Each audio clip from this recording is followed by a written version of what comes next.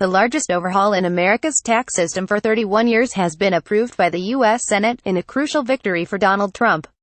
U.S. stock markets have rallied for months in the hope that Washington would provide major tax cuts for corporations, and the narrow 5,149 vote in favor of the changes is set to result in a bill that will see the corporate tax rate slashed from 35% to 20%. The tax reductions for big businesses will see $1.4 trillion, £1 trillion added to the $20 trillion national debt over the next 10 years, which the president and his fellow Republicans believe will boost an already growing economy. The Senate and the House of Representatives, both controlled by the Republicans, are likely to begin talks over crafting a bill next week, with Mr. Trump, who promised tax reform during his election campaign, hoping to sign it into law by Christmas. Image: Donald Trump wants to sign the bill into law before the end of the year. Following the vote, Mr. Trump wrote on Twitter, "We are one step closer to delivering massive tax cuts for working families across America. Special thanks to its Senate Major Mitch McConnell and Chairman at Senate Orrin Hatch for shepherding our bill through the Senate. Look forward to signing a final bill before Christmas." Republicans see the tax overhaul as crucial to their prospects in the midterm elections in November 2018, when they will have to defend their majorities in Congress, despite public protests against and polls showing little public enthusiasm for the measure. "We are one step closer to delivering massive tax cuts for working families across America. Special thanks to its Senate Major Mitch McConnell and Chairman at Senate Orrin Hatch for shepherding our bill through the Senate.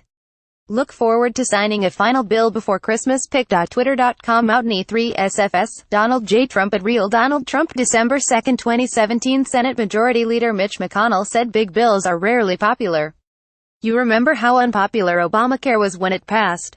President Obama's healthcare law was in the firing line of the tax overhaul, with it taking steps to remove the mandate for all Americans to obtain health insurance or face a tax penalty, a policy designed to ensure a more viable health insurance market by forcing younger and healthier Americans to buy coverage.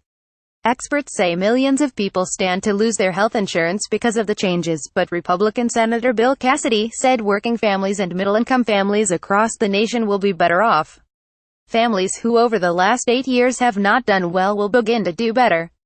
Image: Senate Majority Leader Mitch McConnell has shrugged off a perceived lack of public enthusiasm for the tax changes. Republican Senator John McCain, who in July passed what looked to have been the decisive vote to keep the Affordable Care Act, was among those who voted in favor of the reform.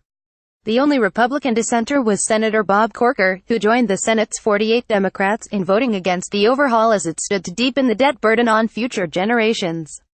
Senate Democratic leader Chuck Schumer added, "The Republicans have managed to take a bad bill and make it worse.